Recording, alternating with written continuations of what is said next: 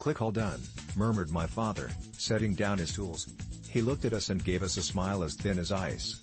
He was worn down, beaten up by wars waged inside whatever was in the room with the red door. "Why must you lock the door, Daddy?" asked my 5-year-old brother, Joe. I longed to be his age again. When everything was sunshine and rainbows and trips to the playground. My dad simply shook his head and left. Joe looked at me with Oscar-winning innocence. "Well, I don't know either. But I did wish to know."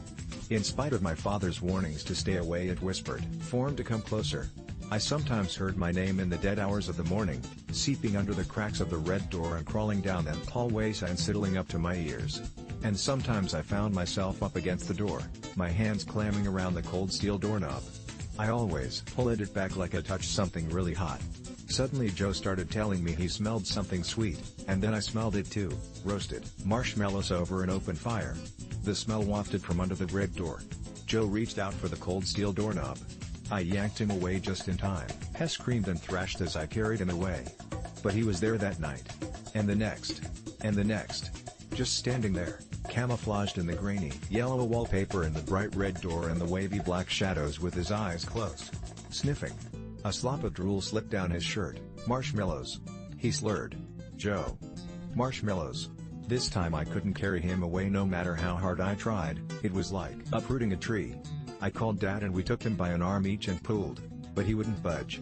"Joe, come on, wake up, marshmallows." One night I heard the crunching of bones.